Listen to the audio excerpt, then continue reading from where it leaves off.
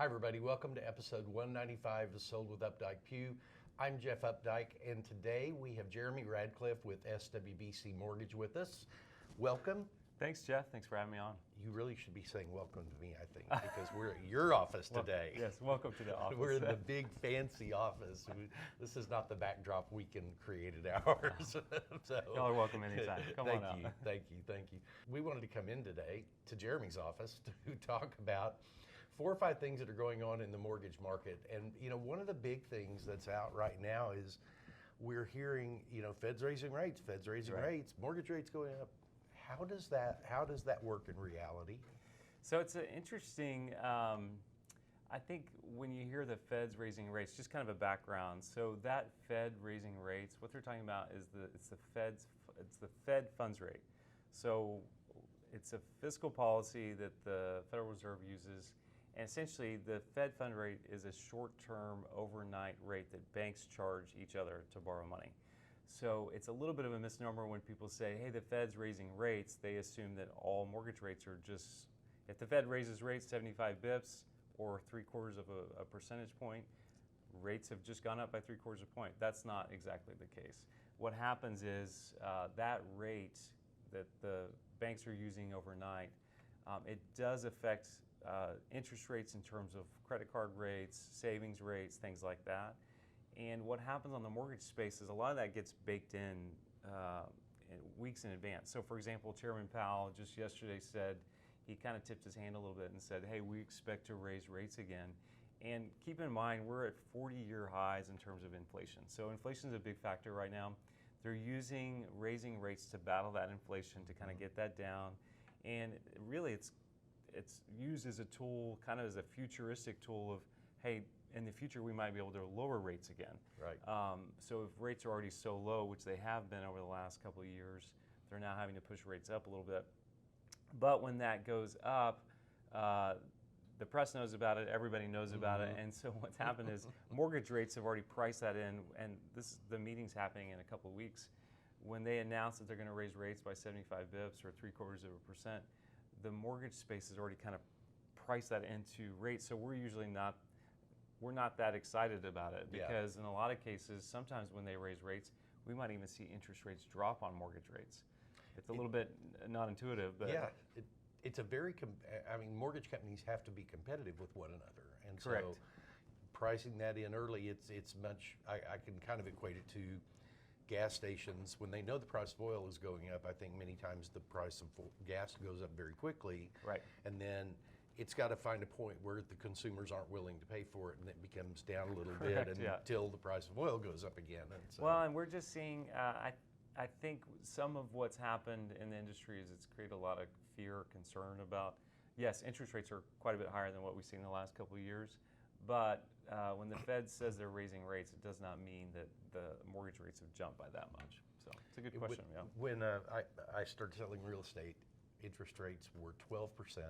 Right. Which was an okay number at the time. And man, when rates dropped below 10%, it was like the heavens had opened up. Everyone's like, oh my God, we're going below 10%, we're at 9.99. Yeah, everyone's trying to buy houses. Right. That's not the case right now. We saw historical lows the last couple of years. Now you started to see rates push 5-6% in some scenarios, and I think it's a lot of it's just getting that. It's kind of that price education when you're like, oh man, I want to go. I went out to eat the other day, and I was like, I don't remember going out to eat costing this much. And some of that just has to do with inflation, or grocery bills have gotten higher. Some of that's wages kind of have gotten higher. Correct. Yeah. Well, that it's interesting. We've had a lot of people that have gone to the online calculators and started refactoring now that they're talking about a different interest rate. Right. And the calls we get from people freaked out over what the answers they're getting. Correct. And it's one direction and the other. Yep. So it's why? funny. I actually was thinking about the online calculators recently, and I went in and I just kind of did a comparison of, hey, if I went on to several different online mortgage calculators and looked at what they were showing in terms of estimates for rates, estimates for taxes. So I went on to a couple of different ones, and one was Redfin, one was Zillow, and then I just compared that to how I would price something out. anytime you go on to a mortgage calculator, anyone that's using the same interest rate, the same term, the same loan amount, you're going to come out with the exact same payment in terms of principal and interest. That's just a mathematical, it's a mathematical formula. Where it gets a little bit tricky though is when you start estimating taxes. Taxes are really complex, and we were just talking about before the show, if someone is buying a property, let's say they're buying a property that's $750,000 right now, list price, but that property hasn't changed hands for multiple years, tax values have not been allowed to catch up to market value. The way Texas tax laws are stated, if they have the homestead exemption on that property, tax values aren't keeping up with market value. So you might buy a property at $750, but on tax rolls it could be $400, or it could be a big lag on what that is. That becomes a problem when someone's trying to estimate taxes if it's, if they're estimating too low. And the same rate, we've seen some mortgage calculators way overestimate on taxes, which could do a disservice to a client who's looking at a certain price range. They know, hey, we want to land between the $500,000-$600,000 based on our interests. We talk to our agents, Jeff and Weston. We feel like our price point's $500-$600. If they go on and do some research, and that mortgage calculator is estimating $500 more a month than really what it could be or should be, it might scare them away a little bit. So I think it does some disservice. I do too, and so the point in that I always try to tell people is call Jeremy and ask him, because he's going to take the time to delve into the real numbers. I think what I've found is if I can give people really good information, they make great decisions. And I kind of decided I'm more in the information business than I am in mortgages, because there's a lot of disinformation in the industry. Things like PMI, if you take into account PMI, how some of these online calculators are using it, PMI is that private mortgage insurance. It takes into account your loan to value, takes into account your credit score. PMI rates on online calculators are all over the map, and in most cases I think they're way overestimating by several $100s a month. So PMI rates have gotten a lot better, especially for people who have great credit. That comes into play. If you overestimate, you might scare people away. If it's underestimating, it might set someone up for a little disappointment when they find that perfect house and they're like, wait, this is much different than what we were thinking about. So, I mean, to your point, call us, talk to a mortgage person who knows what's going on and can kind of help out a little bit. Well, and how do ARM loans play into this? So, ARMs, I've had a lot of people ask me about ARMs, and I've done some research, and we're just not seeing the price break. There's some economics behind that. I can't say that it won't change over the next few years, but because of the volatility of the market, ARMs just have not picked up I think people thought, hey, interest rates are going up, I'm going to take advantage of ARMs.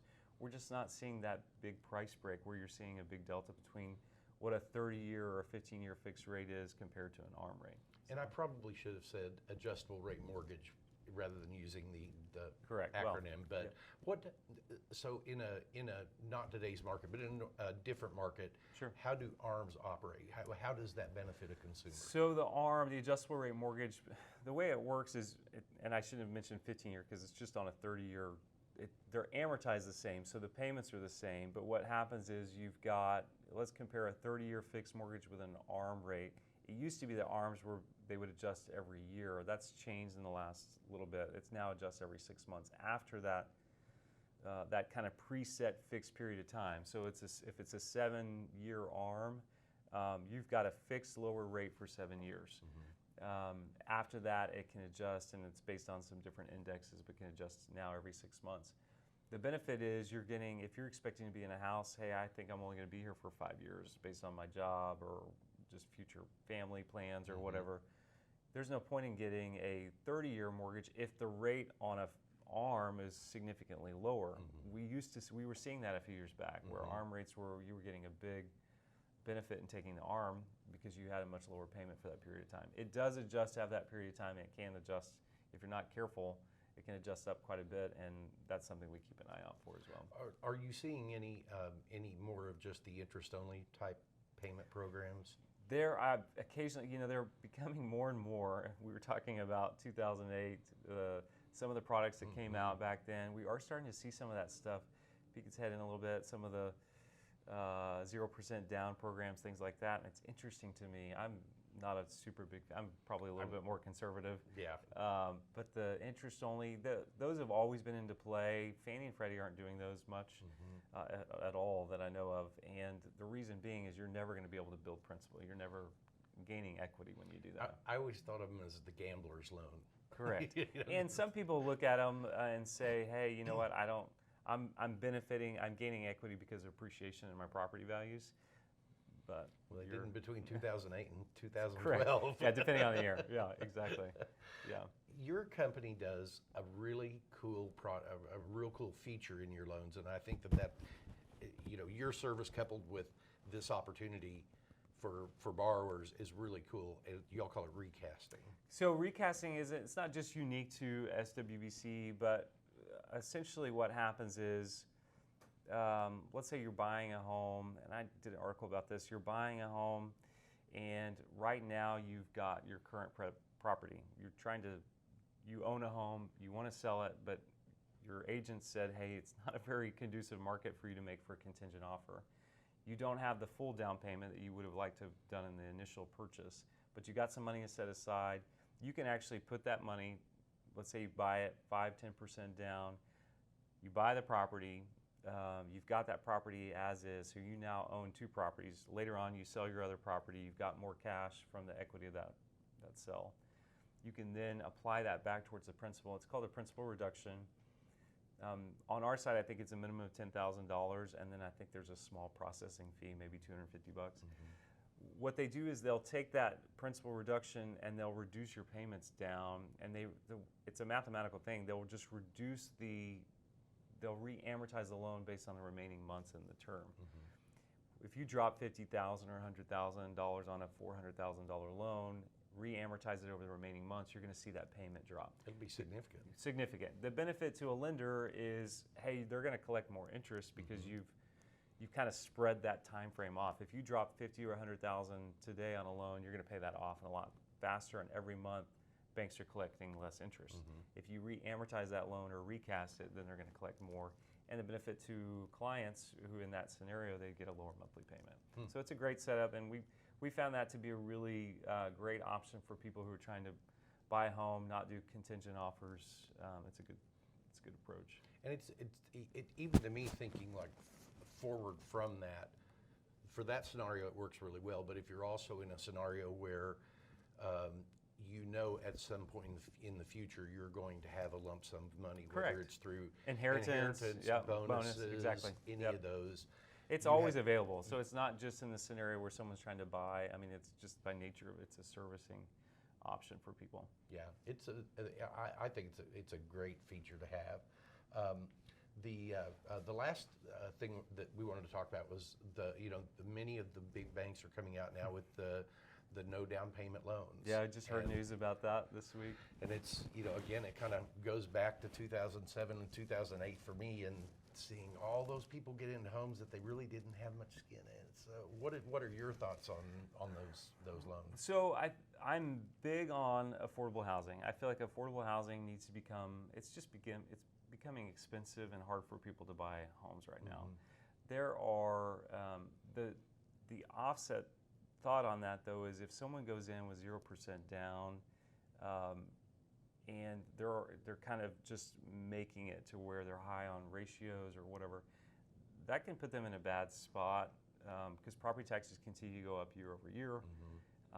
Insurance goes up year over year. Yeah, I mean payments, it doesn't matter if you're on a 30-year fix, that principal and interest is going to stay the same, but the cost of owning a home will increase year over year. And I think having money that 0% down could work for some people. I could just see it being a bit of a factor, and I'm a little hesitant to. I'm not a big pusher of the 0% down. I mean, it does work for some people. There's down payment assistance programs that help people, and I think owning a home is an excellent way to build wealth. So if you can do it, it's more of a big picture of, hey, overall financially, are you in a good spot to be able to buy a home and have money set aside in an emergency fund, savings, whatever, in case there's a rainy day, because that rainy day is going to come likely. And I think the pool of the market of people that can benefit from that is definitely there. Correct. I always when that program began marketing, I instantly thought, oh, they're trying to market that to a very broad cross section that this probably doesn't make a lot of sense. Doesn't make Right. a lot of sense for, but certainly 30, 40, 50% of those people, it really does, because as you said, maybe you're smart and you're putting money away for a down payment. You're putting money away so that when you buy your home, you've still got your nest egg over here. Right. Maybe that does make sense for you to be able to buy with zero down because you're financially prepared over here. Correct. So, Yeah. If I think the concern I'd have is if you've got no money in a savings account, no money in an emergency fund, you're trying to buy a home with 0% down. And I don't think a lot of the programs are. I haven't heard all the details on some of the big banks in terms of what they're doing, but that does not seem like a recipe for success in the long run. And I'm gonna wrap this up today with putting you on the spot. And I want three things. What are three I love things being on the that spot. you would tell a borrower or somebody who's wanting to buy a home? What are three things you would tell them to do to start preparing? I'd say talk to an agent, figure out what your price range is. So talk to you guys, call, get an idea of what you actually, what your interests are. Secondly, I think as soon as you can, call us, talk to a lender, because if you haven't looked at your credit in a while, there might be some things on there you might be surprised by. A lot of people are concerned about, hey, I don't want to have my credit looked at. I don't think I've ever had a situation where if we looked at credit, it completely kept someone from being able to buy a home. That's usually not the case ever. And in most cases, we can look at credit and determine, hey, you could tweak a couple things and might improve your score. Lastly, I'd say just be ready. Like, set money aside, because I think there's going to be coming, and you could tell me, but I feel like there's going to be opportunities over the next 4 to 8 months where we're going to see more properties come on the market. There's going to be some deals that come out. Yep.